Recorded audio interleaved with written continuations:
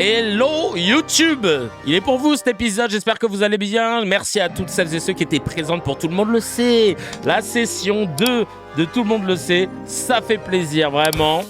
Ah ouais, vous m'avez fait plaisir, il y avait du monde, on a rigolé, on s'est bien marré et on a passé un bon moment, on a même pu manger ensemble dans un truc que j'avais jamais testé. Mangez et cassez-vous, ça coûte pas cher du tout, c'est une dinguerie. C'est bien qu'il y ait des fast-food comme cela qui existent.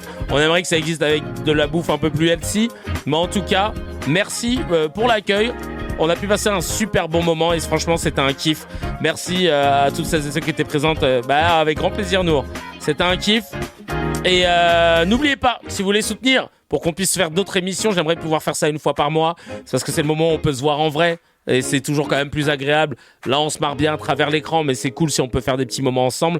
Eh bien, n'hésitez pas car il y a le Tipeee. Tout simplement pour donner de la force. Le temps qu'on ait un riche millionnaire qui nous écoute et qui décide de mettre la main à la pâte, ou même un riche moins millionnaire, quelqu'un qui se dise vas-y, tu sais quoi, je mets un billet, hop, vous pouvez faire cette émission pendant une saison, on est refait. Parce que j'aimerais bien pouvoir rémunérer toutes les personnes qui travaillent bénévolement sur Tout le monde le sait. En tout cas, merci beaucoup. Je vous invite à donner de la fort. Et j'ai trop hâte de pouvoir vous retrouver. Ce sera plutôt en janvier là. Parce que malheureusement là, heureusement, je suis content. Je joue dans Passeport, la pièce dans laquelle je suis depuis maintenant 2 ans, du 9 décembre au 21 décembre au Théâtre de la Renaissance. Et on joue 7 fois par semaine, du mardi au dimanche et 2 fois le samedi. Donc autant vous dire que là, ça va être compliqué de pouvoir le caler. Donc on fera ça en janvier toutes et je compte sur vous pour donner de la force même si vous pouvez pas venir, mais si vous en avez les moyens, prendre un billet, ça permet à d'autres de venir. Merci à toutes celles et ceux qui ont joué le jeu. Je voulais juste vous dire aussi que y a un Google Form que je vous ai mis à disposition pour que vous puissiez m'envoyer vos petites infos pour le mouvement éphémère afin de vous tenir au courant de l'avancée de ce mouvement politique, le mouvement politique des cracks, que je vous donne notamment notre première loi, la loi CKR, et il y en aura peut-être d'autres. Pour l'instant, on fait ce qu'on peut dans notre champ d'action. Je vais aujourd'hui relancer la machine pour contacter d'autres politiques et voir ce que ça donne. On va parler de la crèche de Noël. La crèche de Noël à Bruxelles, en Belgique, où une crèche de Noël a été montée avec des personnages qui n'ont pas de visage. Voilà, des personnages sans visage. Pourquoi, comment, quels sont ces réseaux ? C'est tout de suite parti en entrisme islamiste. Et ça a commencé avec CNews et Sabrina Medjeber, qui fait partie du centre de formation des arabo-musulmans ou anciens musulmans, qui vont venir tacler les musulmans sur le plateau. Et évidemment, c'est le seul moyen pour une arabe ou un arabe de venir sur CNews sans se faire couper la parole. Allez, on regarde ça tout de suite. Évidemment qu'on touche le fond, et moi je vais même aller beaucoup plus loin que sur le Noël charia compatible. Je vais te dire que c'est le Noël talibano. Charia compatible. Déjà, ça commence bien. Compatible, c'est... Pardon, je vous ai coupé, c'est... Talibano. Compatible. Ah, carrément, talibano-compatible. C'est bien. Vous êtes bon pour trouver des mots à chaque fois pour ajouter de l'angoisse autour de la communauté musulmane. Talibano-compatible. C'est précisément une fresque anthropologique que l'on observe en Afghanistan. Et je rappelle que là, dernièrement, il y a une milice qui oblige les familles de femmes afghanes de les conduire en camp de rééducation, après les avoir privés d'école primaire, après les avoir privés de parler en public, après les avoir privés d'écouter de la musique, après leur avoir construit des fenêtres pour éviter que les hommes soient tentés sexuellement par le regard d'une jeune fille qui regarde la fenêtre. Eh bien, on en arrive à ce qui se passe justement en Afghanistan. Donc là, c'est d'une part, alors là, c'est on ne peut plus clair, l'effacement de la culture chrétienne. Là, il y a pas la soumission, la dimitude, la capitulation de l'esprit et de Noël et des traditions et de l'ancrage culturel et cultuel occidental. Ça, c'est la première des remarques. Donc, il a tout à fait raison, ce footballeur, de dire on touche le fond. Mais moi, ce que je trouve extrêmement alarmant, c'est que d'une part, ce soit affiché tel quel, c'est-à-dire la privation de la sémiologie, parce qu'on en parlait tout à l'heure, du visage, qui ramène à ce qu'on a connu, nous, à Roubaix. Souvenez-vous du reportage d'Amin Elbaï qui avait fait le tour de la ville.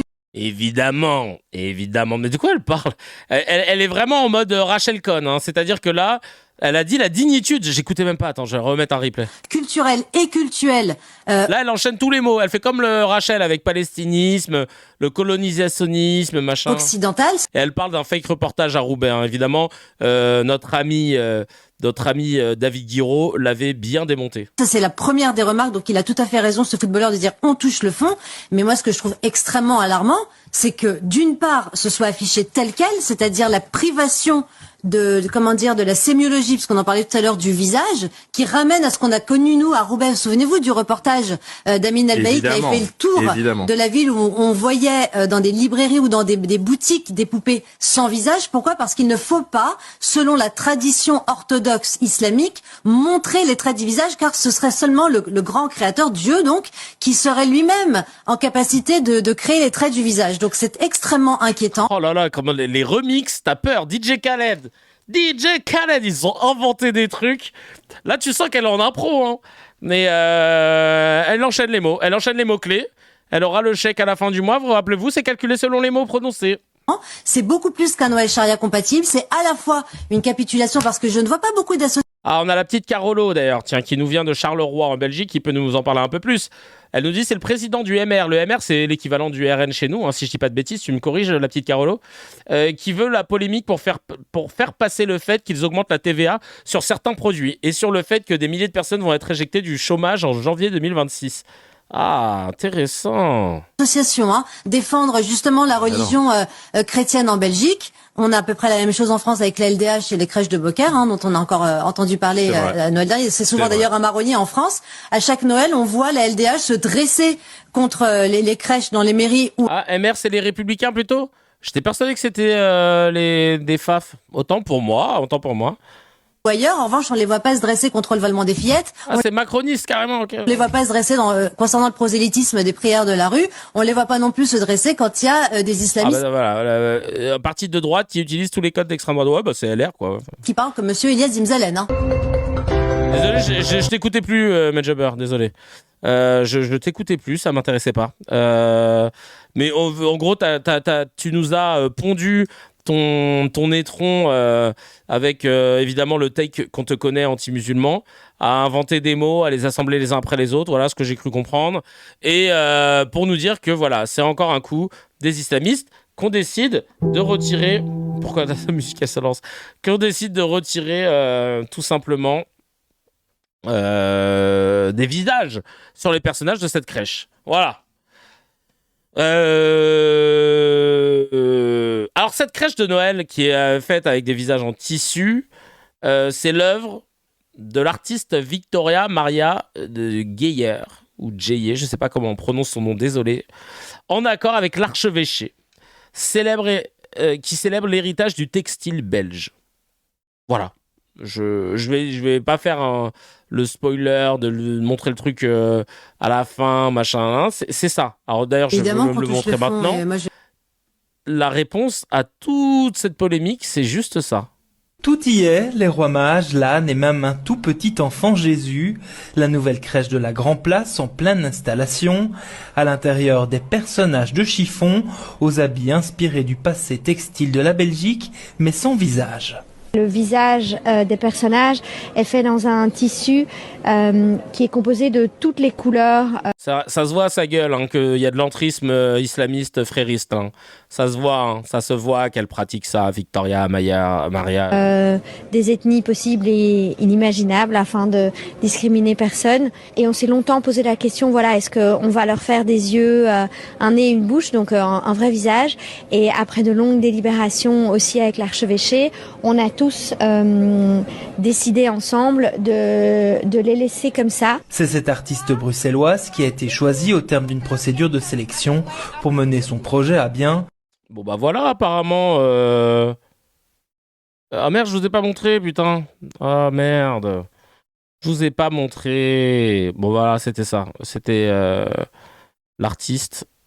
Elle est ici, voilà, je la remontre. Le visage des personnages est fait dans un tissu qui est composé de toutes les couleurs des ethnies possibles et inimaginables. C'est plutôt universaliste, je trouve ça bien, moi, tu vois. Voilà, après, vous avez entendu le propos. Mais c'est une dinguerie, hein. C'est une dinguerie, quand même. Une ouverture d'esprit peut devenir... une ouverture d'esprit peut devenir quelque chose de totalement fantasmé. Typiquement, un taliban, cette femme blonde occidentale. Donc, c'est l'archevêché qui fait de l'entrisme musulman. Non, mais ça n'a ni queue ni tête. Les gens ne veulent pas aller voir plus loin que leur émotion et que leur biais. Et c'est insupportable. C'est tout le temps comme ça. Tout le temps. Qui on a là encore dans cette affaire? Florence Berger-Claquet qui Je mange. oui voilà c'est toi. Là qu'est-ce que tu nous as répondu encore Florence? Noël charia compatible. Vous avez vu les éléments de langage comment ils sont repris partout par tout le monde. Charia compatible, ça y est c'est le nouveau mot. On connaissait les câbles USB iPhone compatibles, Samsung compatibles. Là, maintenant, c'est Charia compatible. Sur la Grand Place à Bruxelles, à gauche, la crèche. À droite, l'image d'un livre islamique pour les enfants. Et évidemment, du concordisme, pour faire comme Rachel Kahn qui invente des mots. Même là, pour le coup, c'est pas une invention.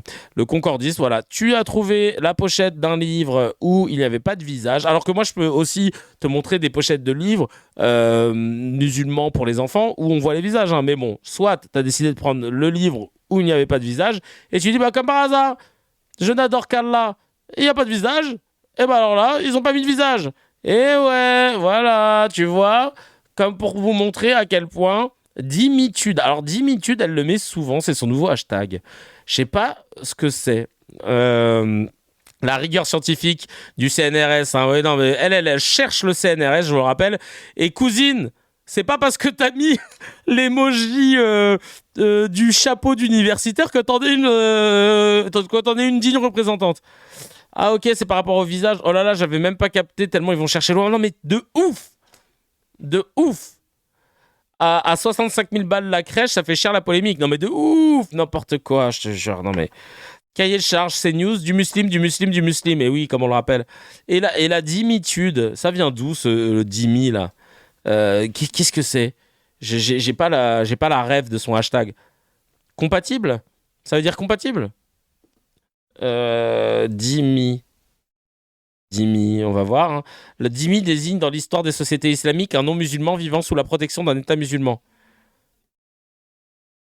Notamment les chrétiens, les juifs et les zoroastriens, et parfois les sabéens, considérés comme des gens du livre en raison de leur religion monothéiste ayant un livre sacré reconnu. Donc dhimmi, l'islam par un pacte, dhimma, leur imposait le paiement d'un impôt de capitation. Mais je comprends même pas. C'est les non-musulmans qui vivent dans les pays islamiques. Ah, ok, d'accord. Donc, dimitude, c'est ça. Ok. Je te jure, loi CK Mirko. Dimmi, a man after midnight. Oh, c'est la dimitude. On comprend rien de ce qu'elle dit. Je te jure, la vie de ma mère, c'est nul. Nul. Mais tu connais, apparemment, ces gens-là...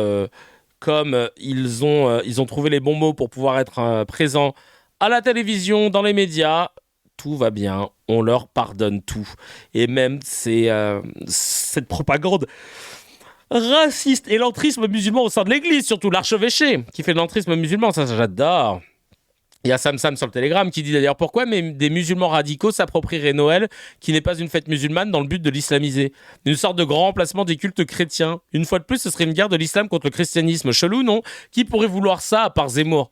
Mais c'est vrai en plus. C'est ça le pire dans tout ça. C'est que ça n'a aucun sens. Je le rappelle, l'explication elle est claire. Ils se sont dit tiens, on va mettre en avant les tissus. Le textile, et comme c'est un damier de plein de couleurs différentes, et comme ça tout le monde peut s'y retrouver, c'est juste ça. Ah ça y est, l'islamisme. À la rigueur, tu peux me dire ça fait wokiste de se dire que tu veux faire de la surinclusivité pour que tout le monde s'y retrouve, et je trouve ça génial en fait. Et non. Ils ont décidé de partir sur... Désolé, j'ai bu une petite lampée de whisky. Mais ils ont décidé de partir sur ça. Mais c'est d'un ridicule. Et Et là, le petit reportage, bon, je vous l'ai déjà montré, hein, c'est un média belge qui l'a fait, évidemment, je vous le remontre hein, pour celles et ceux qui débarquent en cours de route. Tout y est, les rois mages, l'âne et même un tout petit enfant Jésus. La nouvelle crèche de la Grand Place en pleine installation. À l'intérieur, des personnages de chiffon, aux habits inspirés du passé textile de la Belgique, mais sans visage. Le visage des L'entrisme, là, regardez-moi cette islamiste, regardez-la bien. personnages est fait dans un tissu C'est une sœur musulmane, ça se voit, ça. qui est composé de toutes les couleurs des ethnies possibles et inimaginables afin de discriminer personne. Bah voilà, je trouve ça cool. Et on s'est longtemps posé la question, voilà, est-ce qu'on va leur faire des yeux, un nez, une bouche, donc un vrai visage. Et après de longues délibérations aussi avec l'archevêché, on a tous L'archevêché qui pratique la taquilla, hein, il est musulman, mais il s'est passé pour un archevêque. décidé ensemble de les laisser comme ça. C'est cet artiste Voilà, bref. Franchement, la polémique, elle aurait dû s'arrêter là. Hein. Mais eux, ils ont décidé de la prolonger non-stop. Il y a un autre média belge qui s'appelle La Libre qui dit « La ville de Bruxelles opte pour une crèche de Noël en tissu et sans visage, un mélange inclusif pour que tout le monde s'y retrouve. » Et ils trouvent ça bien. Enfin, c'est pour ça que j'adore les Belges. Ils sont basés là-dessus. L'archevêché de Daesh, faut le savoir. Je te jure, ils sont en train de s'inventer des trucs. Je voulais juste vous dire, hein, petite parenthèse, on est plus de 640 à être simultanément en live entre Twitch, YouTube et Facebook. C'est notre record. Et ce, sans raid, hein, si je dis pas de bêtises, on peut s'applaudir tous. Vraiment. Quel glow-up. Vous avez connu les cracks. L'époque où on commençait sur Twitch avec on était quoi? On était 30, 40. On se disait putain, c'est chambé. On est plus de 640 là. Franchement, merci beaucoup pour la force. Ça fait trop plaisir. Sur Facebook, il n'y a que 20 pélos, je crois, ouais. Mais de fil en aiguille, ça va monter. Ça va monter. Ça va monter. Putain, les vieux qu'on est, on est que 9. On est 9 maintenant. Ah, sur Facebook, non mais c'est le début. C'est le début. Sur TikTok, ça aurait pu monter plus. Mais wesh, TikTok, tu dis juste... tu dis n'importe quel mot, t'es banni. J'ai une pote qui Twitch beaucoup qui m'a dit que si tu dis juif, par exemple, t'es banni. Donc autant te dire que dans CKR, entre toutes les accus qu'on traite, pogrom, juifs, musulmans, frérisme, machin, bon, autant te dire que, voilà, TikTok, ils sont au collège. Moi, je te jure, non mais laisse tomber, c'est pas grave. C'est pas grave. En tout cas, bravo parce que là, ne serait-ce que juste sur Twitch, on est 296. C'est énorme. Tout à l'heure, on était plus de 300. Enfin bref. Non, c'est une dinguerie. Merci beaucoup, beaucoup, beaucoup. Et oh, il y a ma chérie qui est là. Ma petite Gaëlle. Oh, ça fait plaisir. Comment tu vas? Ça fait longtemps que je t'ai pas vu. T'es les mythos. Ils font genre, ils habitent pas ensemble. Alors, je précise que c'est ma chérie hein, parce que je sais qu'il y a une personne dont je tairai le nom qui est venue me voir pour me dire « J'ai eu un crush sur Gaëlle qui travaille avec toi. Tu penses qu'il y aurait moyen de faire connaissance avec elle ?» Je lui dis « Ah, je te comprends, mais malheureusement, ça fait plus de 2 ans qu'on est ensemble. » Il était gêné. Mais moi, j'étais gêné. On était tous gênés. Mais écoute, ma foi. Je peux la comprendre, mais il n'y a qu'un chanceux, malheureusement. Et il est devant vous avec une casquette avec un M sur imprimé. Même pas brodé. Le mec, il est passé par WAM, il s'est dit « Ah, je vais pouvoir directement aller à la source. » Normalement, lui, ça se voit, il la connaît bien. Qu'est-ce qu'on a d'autre encore là, concernant après elle est fraîche, qu'est-ce que tu veux? Mais ouais, je suis obligé, je m'expose à ça à chaque jour qu'elle ait envie et qu'elle passe le seuil de cette porte. Je me dis aïe aïe aïe aïe aïe, elle va encore éblouir toute la rue et partout dans les alentours. Heureusement qu'elle prend majoritairement le vélo parce que sinon laisse tomber. Vice qui nous dit je pense. En réalité, je suis souvent là, mais je commande pas souvent. C'est vrai, elle est toujours là, c'est vrai. Elle est là en backup. Au cas où il y a un problème de son, mais comme on a glow up, ça va. C'est pas ta cousine? Ah oui, c'est vrai, Nafta, tu viens de déterrer un vrai bail. Quand, à l'époque, les gens pensaient que c'était ma cousine. Je sais plus qui avait dit ça. Enfin, pas les gens, une personne. Allez, on revient au sujet du voile, de la crèche sans visage. On a un 16 de Marlise. Alors là, Marlise, elle s'est lâchée. Elle nous a fait un... Alors il y a Vice juste avant qui dit « Je pense qu'il faut multiplier les constructions d'asile ». Et là, Marlise a lancé un 16. Marlise, elle nous dit « Je suis outrée des propos tenus ici ». Attends, je vais mettre une petite ambiance. « Je suis outrée des propos tenus ici. La loi est très claire. La France est un État laïque depuis 1905, ce qui signifie que l'État ne reconnaît aucune religion. Alors soit on célèbre toutes les fêtes religieuses sans aucune distinction, ni discrimination au sein des municipalités, soit on n'en fait aucune. La crèche de Noël est une tradition chrétienne, ce n'est pas une tradition laïque. Je suis pour la crèche dans les mairies, à condition que les autres fêtes religieuses soient exposées de la même manière en mairie. Aucun enfant de ce pays ne se plaint qu'il y ait une crèche nulle part. De la même manière, aucun enfant de ce pays ne se plaint qu'une femme porte un voile non plus. Alors arrêtez de nous casser les ovaires avec le voile. La France a une tradition chrétienne. Quand ça les arrange, les Français de souche pour Noël, Pâques, et une tradition laïque quand ça arrange également le voile, le ramadan. Ils parlent d'une religion qui fait de mal à personne depuis 500 ans et que le conservatisme n'est pas un problème. Eh bien, on va rafraîchir la mémoire à ce monsieur qui l'a bien courte. La mémoire, pour le reste, je n'irai pas vérifier. Il y a 450 ans, il y a eu un massacre, le massacre de la Saint-Barthélemy. Celui-là même qui a permis aux catholiques, sous couvert de conservatisme, tiens donc, de massacrer les protestants. Un scandale a récemment été révélé au grand jour dans les églises. 330 000 mineurs ont été victimes de prêtres pédocriminels sur 30 ans depuis 1950. On estime entre 2900 et 3200 le nombre de prêtres ayant agressé sexuellement des enfants. Sur 70 ans, on parle de 115 000 prêtres pédocriminels. Il faut arrêter de dire que les blancs catho-français sont les gentils et les arabes musulmans les méchants. Ce narratif ne tient plus. Vous écœurez. Waouh. Alors, c'était en réponse, on peut l'applaudir. Hein. Marlise, elle a donné de la voix. Mais j'ai sauté une étape. Pourquoi elle a raconté ça ? C'est parce que c'est le printemps républicain qui avait décidé de parler par rapport à cette histoire de crèche. Et écoutez bien ce qui a été dit. Ils ont parfaitement le droit de ne pas être chrétiens et d'être choqués par le fait qu'un maire utilise les bâtiments publics pour faire du prosélytisme catholique. Mais alors là, franchement, de la part de quelqu'un qui se dit d'une tradition catholique, c'est assez je suis aussi étonnant, membre du laboratoire de la République de Jean-Michel Blanquer et du laboratoire du printemps républicain. Oui, et néanmoins, est-ce qu'on peut pas se dire aujourd'hui non, rien à voir. Mais non, mais attendez, toujours Robert Ménard. Moi, je suis d'accord avec vous, la loi. Alors, il y a quelqu'un d'autre qui avance masqué, et c'est l'islam. Qu'est-ce qui s'est passé hier à Bruxelles quand les pro-Hamas ont attaqué le marché de Noël, qui lui relève effectivement du folklore et de nos traditions, de nos modes de vie et de nos cultures. Et là, on a attaqué, et c'est évidemment derrière le drapeau du Hamas, c'est évidemment l'islam qui avance. Alors, c'est quoi le drapeau du Hamas, du coup, là, qui a été vu ? Alors, vous faites attention aux mots, monsieur Couturier. Vous dites attention, laïcité, sécularité. Ce n'est pas, on peut pas faire le lien entre islam et Hamas. Mais c'est important, puisque là, il faut vraiment. Je vous l'accorde. Vous reprenez vos mots. Islamistes. Ce sont les islamistes du Hamas, mais ça n'a rien à voir avec l'islam. Là, on peut pas parler de ça. Non, mais là, parce que nous, on n'a pas envie d'avoir une amende de l'Arcom. Mélanger ça avec les crèches de Noël. Revenons sur le débat sur les crèches de Noël, s'il vous plaît. Oui, c'est plus simple. Ça ne règle aucun problème et personne ne vous attaque en retour, ça c'est sûr.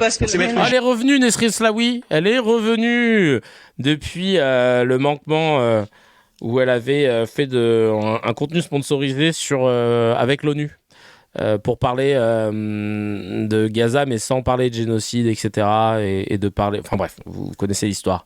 Gifle à sa grand-mère. Marx le disait, il avait compris avant tout le monde. S'attaquer au christianisme, c'est mettre une gifle à sa grand-mère. Personne ne vous attaque en retour, ça ne règle aucun problème. Personne n'est choqué par l'image qui se trouve derrière. Aucun enfant dans ce pays ne se plaint qu'il y ait une crèche nulle part. C'est simplement se cacher derrière le juridique pour enlever Noël de l'espace public. Moi, je veux bien. Annulons Noël, on supprime, on appelle ça les vacances d'hiver. On enlève la prime qui va avec, on enlève tout ce qui va avec. Mais on ne peut pas, cracher sur la tradition chrétienne qui accompagne, c'est quand même l'esprit de Noël, c'est quand même cela, c'est quand même la naissance de Jésus. On ne peut pas rejeter ces parties-là. Et ne garder simplement le côté juridique et le côté étatique de l'affaire. Moi, je trouve ça particulièrement triste. Et encore une fois, effectivement, ne pas s'attaquer à l'islamisme, c'est quand même beaucoup plus court que de s'attaquer à une religion qui ne fait de mal à personne depuis 500 ans. Il y a des conservatismes dans toutes les religions, il faut les dénoncer partout. C'est ça le propos. Bon. C'est ça le propos politique. Le conservatisme n'est pas un problème, ça, pardon. Mais monsieur, en un mot, monsieur. Si c'est pas un problème, pourquoi d'un coup, quand ça concerne l'islam, ça va plus ? Et donc, je comprends mieux maintenant le message que j'ai lu, que j'aurais dû lire après avoir vu la vidéo. Non, mais ces débats orientés là sont fatigants et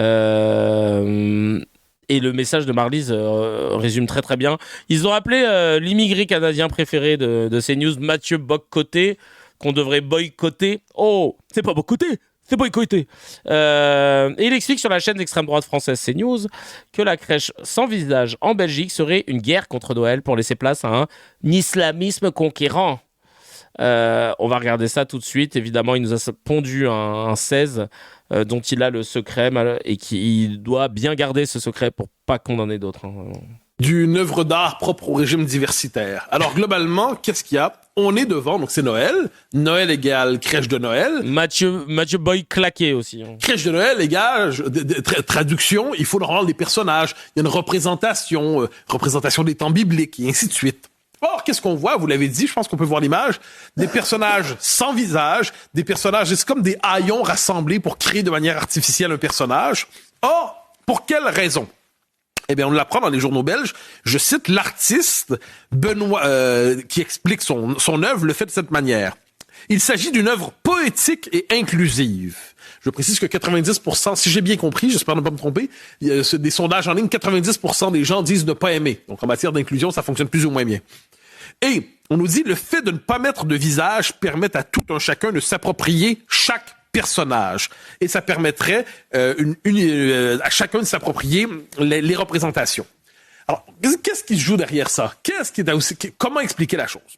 Premier élément, moi, en fait, j'expliquerai ça par une forme de séquence presque dialectique. Ces dernières années, on était dans la destruction de la tradition. Il fallait détruire tous les référents occidentaux pour créer la société multiculturelle, diversitaire, pour créer une société vide de toute substance qui pourrait renaître sous le signe de la diversité rédemptrice. Ça arrive là, le virage raciste, t'inquiète, il se prépare. Mais la tradition est encore là. Quand vous avez tout détruit, on constate que le peuple est encore attaché à ses symboles, notamment à la crèche. Dès lors, qu'est-ce que vous faites?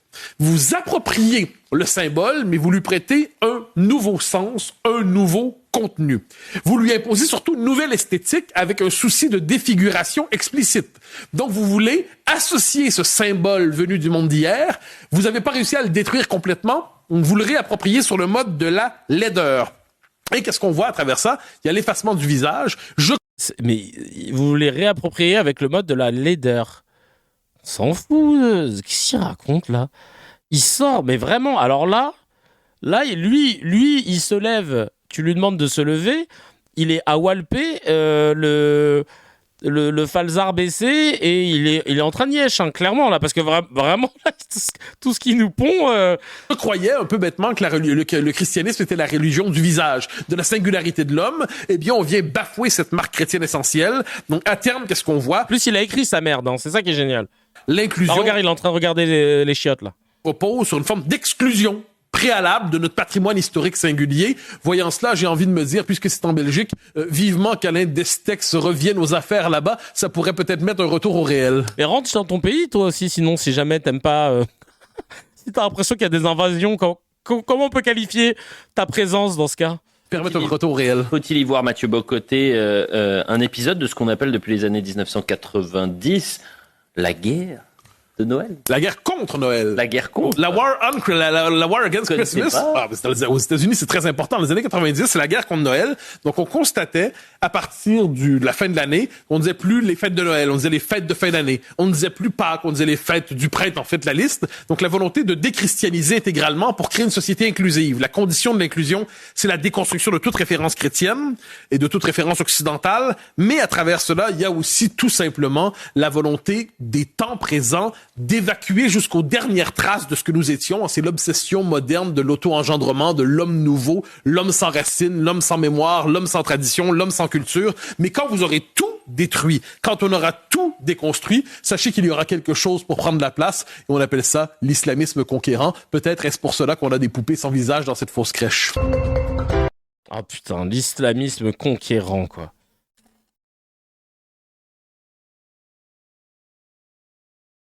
Le tout vraiment avec 3 bouts de ficelle, 2 bouts de fromage, un bout de sauciflard, et hop, il t'a concocté un apéro, mais ça veut strictement rien dire, son truc.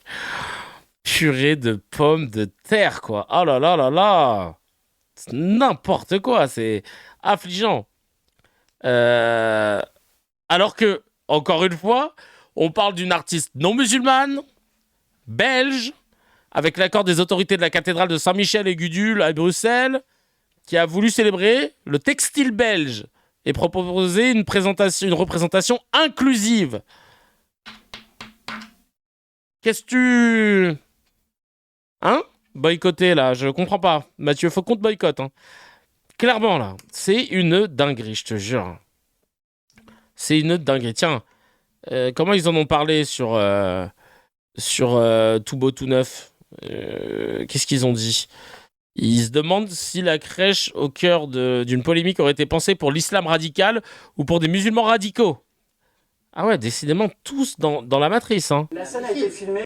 Ah putain, par contre, le son est pas ouf. Attends.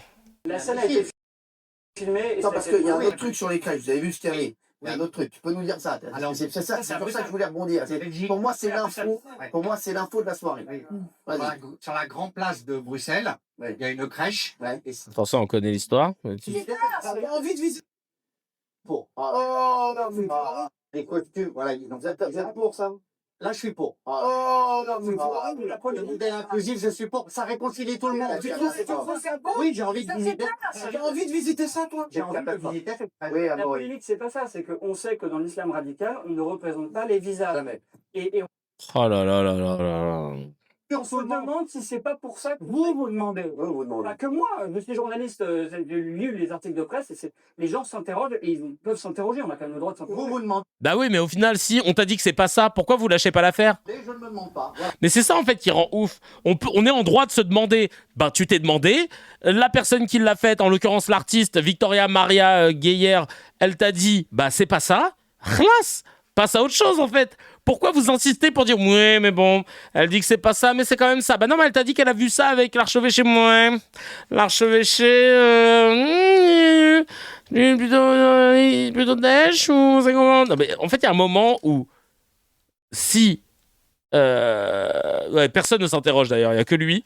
Et si l'artiste dit, si l'archevêché te dit bon bah fin du débat. Mais non, vous voulez le continuer à tout prix. Et c'est ça le problème. C'est ça le problème avec toutes ces personnes-là qui veulent pas lâcher l'affaire, à tout le temps booster l'extrême droite. D'ailleurs, lui, c'est un journaliste du média Valeurs Actuelles d'extrême droite. Hein. Et il n'a pas pris le temps de vérifier les faits, mais personne ne le coupe dans le plateau. On va couper toujours celui qui dit des trucs un peu qui ne va pas dans leur sens, à savoir ici Gilles Verdez. Et là, très très bonne vanne pour conclure. Une vanne visuelle en somme, donc désolé pour celles et ceux qui sont en train de faire leur sport en écoutant ce podcast, cette émission. En exclusivité, je vais vous montrer la crèche du siège du FN, sans juifs, sans arabes, sans africains et sans migrants. Et ça donne ça. Et bah ouais, parce que votre Jésus aux yeux bleus là, et aux cheveux blonds châtains, c'est bien gentil, mais il vient de Bethléem. On est sur de l'oriental. Hein. Et si tu veux une vraie crèche, mais sans tout ce que tu n'aimes pas, et ben voilà à quoi elle ressemblerait ta crèche chacal. Donc voilà, il vient de Palestine, Jésus. Non mais vraiment pour le coup. Oui, c'était cette région-là qu'on appelait Bethléem, si je dis pas de bêtises. Allez, vous m'avez lancé. Je regardais où c'était Bethléem. Ah, c'est à Nantes. Ah, je viens de voir. Putain, autant pour moi. Notre-Dame de Bethléem. Bethléem, il est plus basané qu'il ne croit. Ah, bah. Ah là, de ouf. C'est en Cisjordanie, en Palestine, ouais. C'est ça. Ok, ouais, bien vu. On dit la même. Gros son de... non, bien vu. Il n'y a aucun blanc dans la Bible. Hein. Non, mais... franchement, c'est une dinguerie. Chacal, si tu as kiffé l'épisode, appuie sur abonne-toi, mets un petit j'aime et clique sur la cloche, ça fait plaisir. Pour voir l'épisode en entier, c'est sur la chaîne CKR Replay que ça se passe. Il y a le lien dans la description et évidemment, l'épisode en entier est disponible sur toutes les plateformes de podcast, Spotify, Apple, Deezer.